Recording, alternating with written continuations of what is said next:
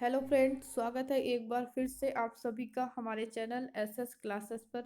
मैं शालिनी मिश्रा प्रतिदिन लेकर आती हूँ आपके लिए यूजीसी नेट जेआरएफ 2021 के लिए हिंदी साहित्य की क्लासेस। तो हम कल से पेपर 1 की क्लासेस भी यहाँ पर स्टार्ट करने वाले हैं। तो चैनल को अगर अभी तक आपने सब्सक्राइब नहीं किया है तो सब्सक्राइब करना मत भूलिएगा और हमारा कंप्लीट कोर्स ज्वाइन कर सकते हैं यूजीसी नेट जेआरएफ के लिए, जहाँ से आपको कहीं भी इधर उधर भागने की जरूरत नहीं है। संपूर्ण सिलेबस आपको विभिन्न जो भी महत्वपूर्ण लेखक और कवि हैं उनके जो महत्वपूर्ण इतिहासकार हैं उनकी पुस्तकों से महत्वपूर्ण नोट्स मिलेंगे, लाइव क्लासेस मिलेंगी प्रतिदिन, और डाउट सत्र होगा और यूनिट वाइज टेस्ट सीरीज आपको मिलेगी। तो जल्दी से ज्वाइन कर लीजिएगा हमारे इस कंप्लीट कोर्स को।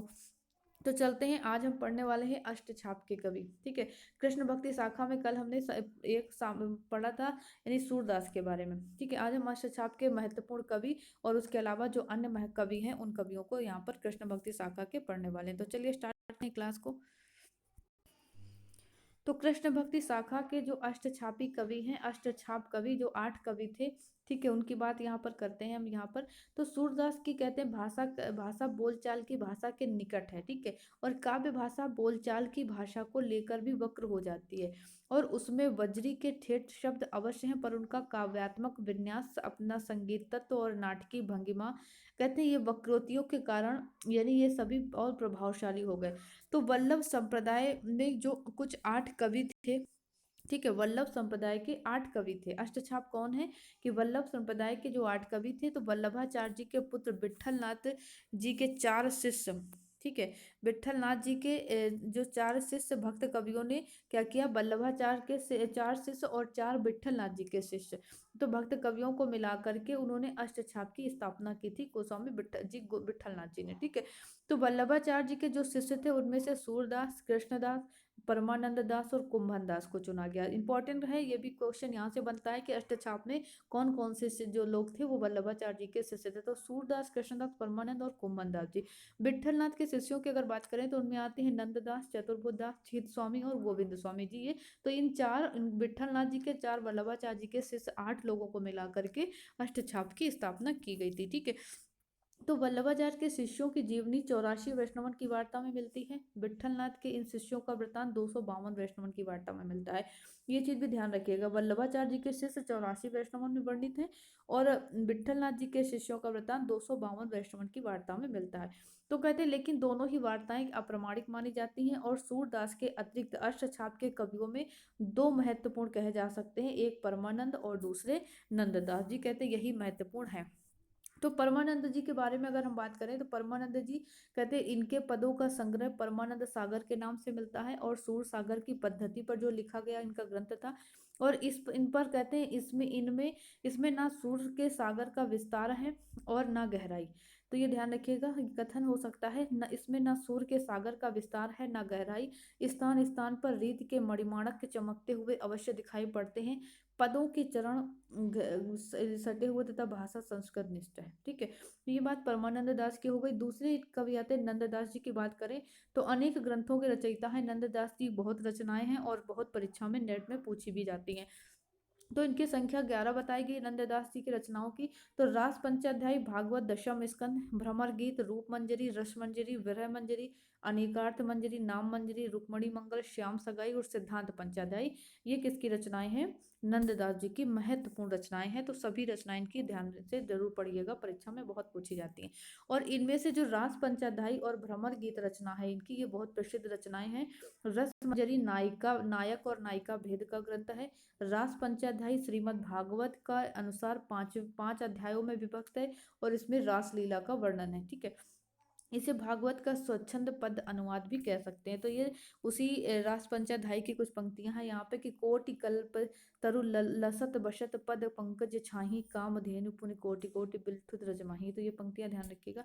ठीक है, उसके बाद सूर की देखा देखी नंददास ने भ्रमर गीत लिखा और सूर का भ्रमर गीत मुक्तक काव्य है, तो कहते हैं नंददास का प्रबंधात्मक। ये कथन ध्यान रखिएगा कि सूर का भ्रमर गीत मुक्तक काव्य है तो नंददास का प्रबंधात्मक, एक कथन बच्चन सिंह जी का है।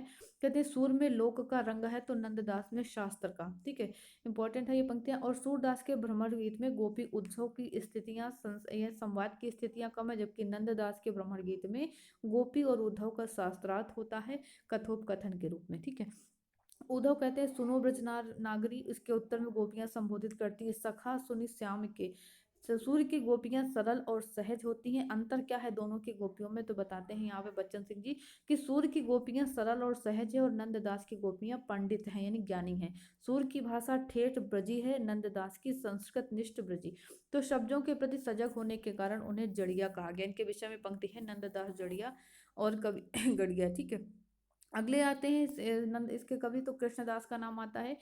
वह कवि कवि से अधिक मंदिर के सब व्यवस्थापक हैं। ठीक है, कवि कम मंदिर के व्यवस्थापक अधिक हैं। ये कृष्णदास जी, श्रीनाथ मंदिर पर उनका आतंक छाया रहता था।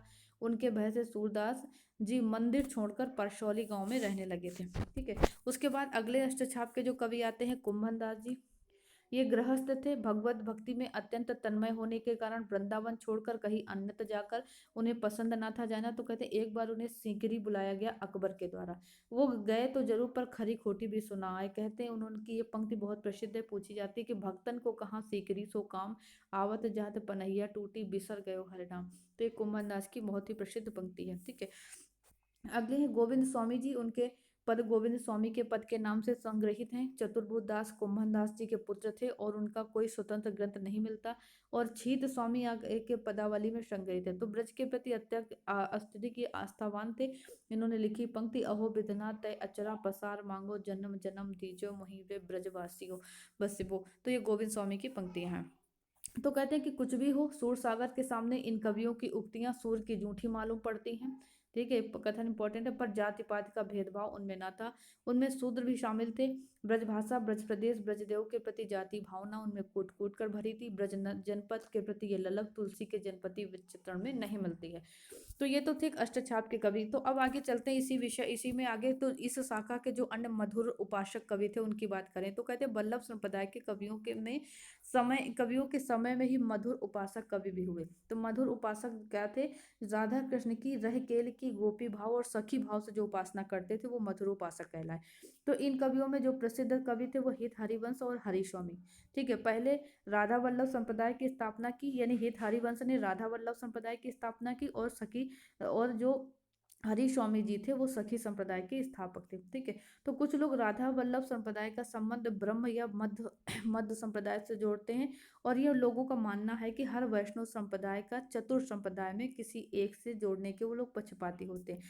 तो चतुर संप्रदाय के अंतर्गत कौन कौन संप्रदाय आते हैं, रामानुज का, निम्बार्क संप्रदाय, और विष्णु स्वामी का संप्रदाय, और मध्वाचार्य जी। ठीक है, मध्व, ये सभी चतुर संप्रदाय के तहत इनके नाम आते हैं। तो ये पॉइंट भी ध्यान रखिएगा।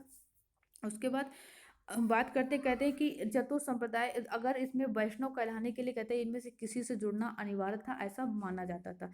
तो उस समय राधा वल्लभ मत का अनुशीलन सिद्ध करता था कि एक स्वतंत्र संप्रदाय है, और इसी प्रकार सखी संप्रदाय भी अपने आप में स्वतंत्र था। तो राधा वल्लभ कवियों का जो की बात अगर करें तो इनका मत के कवियों का वर्ण है राधा कृष्ण का नित्य विहार दर्शन। ठीक है, राधा वल्लभ मत के कवि जो थे वो उनका वर्ण विषय क्या है, राधा कृष्ण का नित्य विहार दर्शन। नित्य विहार के जो चार तत्व होते हैं, राधा कृष्ण, राधा, सहचरी और वृंदावन। ठीक है, ये इनके विषय होते थे। राधा कृष्ण वृंदावन में नित्य विहार करते हैं। जीवात्मा सखी भाव से नित्य विहार दर्शन का सुख प्राप्त करती है, और सखी भाव का भी मूल तत्व यही है। दोनों में ही विधि निषेध के लिए जगह नहीं है। ठीक है, तो ये इनके वर्ण विषय थे। राधा वल्लभ में राधा कृष्ण अवतारी युग्म होते हैं। सखी संप्रदाय में शाश्वत परमात्मा ब्रह्म होते हैं। ठीक है, परात्पर ब्रह्म होते हैं। और राधा वल्लभ मत वृंदावन में इस धरती का वृंदावन है, सखी संप्रदाय का ब्रह्म मानसिक है। ठीक है, तो हित हरिवंश की अगर बात करें, इसके जो प्रवर्तक हैं, तो इनकी दो रचनाएं उपलब्ध है। इनका समय 1502 से 1552 तक है, और इनकी जो रचनाएं हैं स्फुट पदावली और हित 84। इनमें राधा कृष्ण के अनन्य प्रेम नित्य विहार रास का वर्णन मिलता है, और कुछ संस्कृत गर्भित भी स्रोत इसमें मिलते हैं, जैसे कहा कहो इन नैनन की बात ए अल प्रिया बदन अम्बुज रस अटके अनत न जा। ठीक है, ध्रुवदास उन्हीं के शिष्य थे। अब बात आती है स्वामी हरिदास जी के। हरिदास जी के बारे में बात 1512 से 1593 के आसपास इनका जन्म हुआ। हरिदास संप्रदाय को सखी संप्रदाय भी कहते हैं, हरिदासी संप्रदाय को। इसके प्रवर्तक स्वामी हरिदास थे। ठीक है, इसमें राधा कृष्ण की निकुंज केली की सखी भाव से उपासना की जाती है। इंपॉर्टेंट पॉइंट है, ये ध्यान रखिएगा। राधा कृष्ण की निकुंज केली के यानी कि सखी भाव से इसमें उपासना की जाती है। ठीक है, उसके बाद इस संप्रदाय की अगर बात करें,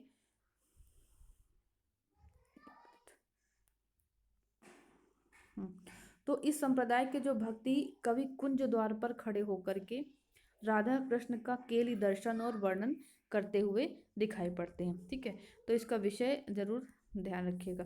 उसके बाद हरिदास अपने समय के प्रख्यात संगीतज्ञ थे और तानसेन इनको अपना गुरु के समान, अपना गुरुवत मानते थे। अकबर भी इनका संगीत सुनने वृंदावन आया करते थे यदा कदा। ठीक है, तो इसमें तो नित्य वृंदावन में राधा कृष्ण की केली अखंड रूप से चला करती है और दीन दुनिया से कहते हैं इसका कोई मतलब नहीं है। तो ये तो इनकी रचनाओं की बात करें हरिदास की, तो सिद्धांत के पद और केलीमाला इनकी रचना है। ठीक है, सिद्धांत के पद तो सिद्धांत के पद ही ठहरे और केलीमाला में क्या है, भाषा और भाव की दृष्टि से सामान्य रचना है। पदों की भाषा अनगढ़ होने पर भी शास्त्रीय राग रागनियों में ये गाने योग्य है। ठीक है, जैसे इनका पद है, अद्भुत गति उपजत अति नाचत दो मंडल कुंवर किशोरी, सकल सुगंध अंग भर झोरी पी नृत्यत मुस्कत मुखोरी। ठीक है, तो आगे चलते हैं।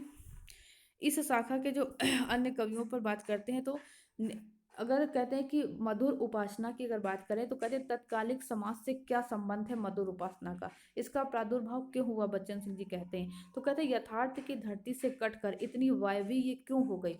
तो अष्टछाप के कवियों में फिर भी जीवन है, कहते हैं, लेकिन जो कुटुंब वात्सल खेल कूद दुष्ट दलन गोचारण कुल कछारों से जुड़ा, यहाँ तो सारी धरती कृष्ण की ही रही, यानी केली में ही सीमित हो गई। कुंज लीला और भी सीमित होकर निकुंज लीला में बंद हो गई। तो कहते जिंदगी के अन्य दरवाजे और खिड़कियों के खुलने का कोई ही सवाल ही नहीं था। जो गुलेरी जी हैं के शब्दों का प्रयोग करें तो कहते हैं वो इनकी कविताएं कछुआ धर्मी कविताएं हैं। ठीक है, इनकी जो मधुरोपासक कवि हैं। ठीक है, सूरदास जी में जो जीवन उत्सव दिखाई पड़ता है वो मात्र क्रीड़ोत्सव में बदल गया, ऐसा गुलेरी जी कहते हैं। ठीक है, तो वल्लभ संप्रदाय के कवि मधुर उपासक कवि लगभग एक ही साथ भक्तिपरक कविताएं लिखते थे। पहला जीवन को गति देने वाला था और दूसरा उसकुंठित करने वाला था। ठीक है, तो ये तो बात हो गई इन मधुरोपासक कवियों के। अब संप्रदाय से निरपेक्ष जो कुछ कवि हुए उसकी बात अगर हम करें, संप्रदाय निरपेक्ष कवियों की बात करें जो संप्रदाय से हट करके कुछ कवि हुए तो उनमें से आते हैं, कहते हैं कि जिस समय कृष्ण भक्त कवि विभिन्न संप्रदायों से बनकर कविता कर रहे थे उस समय देश में ऐसे कवियों का भी आविर्भाव हुआ जो संप्रदाय निरपेक्ष होकर अपने भावों को कृष्ण अर्पित कर रहे थे। उन्हें न राधा कृष्ण की रह केली के प्रति कोई रुचि थी, न उलूखल बंधन और भ्रमर गीत में। ठीक है, दोनों ही कृष्ण से भावात्मक स्तर पर सीधे संबद्ध थे। दोनों ही कवि धार्मिक संप्रदाय में दीक्षित भी नहीं थे। इनमें से एक नाम आता है मीराबाई का और दूसरा था रसकान का। तो मीराबाई को कुछ लोग माधुर भाव के हाथे में हाँक देते हैं और कहते हैं रसकान को वल्लभ संप्रदाय में दीक्षित बताते हैं। तो 252 वैष्णवन की वार्ता से भी प्रमाण ढूंढ निकालते हैं, लेकिन कहते हैं जबकि वार्ता अप्रामाणिक ही सिद्ध हो चुकी है, ऐसा बच्चन सिंह जी मानते हैं। तो कहते हैं वास्तविकता तो यह है कि मीरा को किसी दूसरे की भावभूमि में, चाहे वह गोपी की भाव हो या राधा की भाव हो, प्रवेश करने की आवश्यकता ही नहीं थी। और रसकान और कृष्ण के बीच क्या था, एक मुसलमान खड़ा था। मीरा का भाव स्वयं स्वरूप का भाव था। तो कहते किसी दूसरे से उनको जोड़ने की आवश्यकता ही नहीं थी। ठीक है, तो रसकान का मुसलमानी नाम क्या है कुछ पता नहीं, पर ब्रजभूम और ब्रजनाथ के प्रति इतना समर्पण धर्म जाति कुल की दीवारें पार कर जाता है। दोनों ही राजकुल के वंशज थे मीरा और रसकान। भक्ति के सामने कुल मर्यादा को अलग करके वैसे ही निर्मल हो जाते हैं जैसे कोई अलग करके पानी। ठीक है, काई को अलग करके पानी। तो एक तरह से वे अपने वर्गांतरित कर लेते हैं और सामान्य जन के बीच सामान्य मनुष्य की तरह ही रहते हैं। मनुष्यता की ये भावभूमि उन्हें मधुर उपासकों से अलग कर देती है। तो मधुर उपासक संत भक्तों को जीवन और जगत से कटे हुए एक राह कली लोक में ले जाते हैं, जो क्या होता है प्रकांतर से सामंती जड़ता को मजबूत करते हैं। तो पर मीरा और रसकान अपनी जीवनचर्या और कविता दोनों की व्यवस्था की जड़ता और कुल की मर्यादा जाति पात की प्रथाओं को तोड़ते हैं। ठीक है, तो मीराबाई की अगर बात करें तो इनका जन्म हुआ 1498 में, मृत्यु 1573 में होती है। मेड़ता के निकट कुड़की गांव में हुआ। राठौर वंश की मेड़तिया शाखा में इनका जन्म होता है। राव जो इनके राव दूदा कहते हैं कि राव दूदा इस शाखा के प्रवर्तक थे। ठीक है, राव दूदा जो थे वो इस शाखा के प्रवर्तक थे। ठीक है, तो मीरा दूदा के पुत्र रावल रत्न सिंह की पुत्री थी। ठीक है, 2 वर्ष की भी नहीं हो पाई थी, उनके माता का देहांत हो गया। दूदा उन्हें मेड़ता ले आए, स्वयं वो वैष्णव थे दूदा। ठीक है, साधुओं का संगत उन्हें प्राप्त हुआ। मीरा का परिवेश का प्रभाव पड़ा और बाल्यकाल से ही कृष्ण भक्ति की तरफ वो उन्मुख हो गई। उनका विवाह राणा, जो सभी को जानती है, राणा सांगा से होता है। विभिन्न प्रकार की उनको यातनाएं दी जाती हैं, है ना। तो इस तरीके से बहुत तरीके से उनको यानी कि प्रताड़ित किया जाता है। फिर वो क्या होता है, वृंदावन चली जाती हैं और चैतन्य मत के शास्त्र प्रणेता जीव गोस्वामी से भेंट होती है उनकी। और उन गोस्वामी ने पूरा सम्मान दिया। लोगों को लगा कि उनके गिरधर नागर तो द्वारिका जा बसे हैं। उनको लगा जब मीरा जी को, तो वृंदावन से वो कहाँ चली गई, द्वारिका चली आई जाती हैं। और रणछोड़ जी के मंदिर में भजन कीर्तन करते हुए वो यानी कि इहलौकिक लीला यानी उनकी मृत्यु हो जाती है। ठीक है।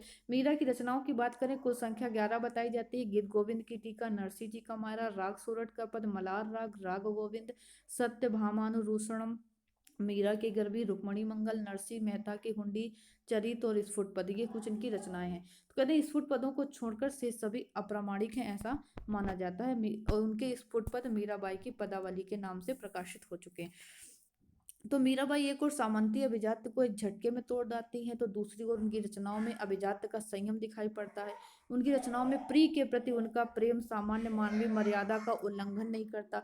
कृष्ण भक्त कवियों की तरह न आलिंगन परिरमण की मुद्राएं और न अतिरंजना पुरुष संयोग श्रृंगार उनमें देखने को मिलता है। यानी उनका संयोग वियोग बहुत कुछ निजी और पारिवारिक सा था।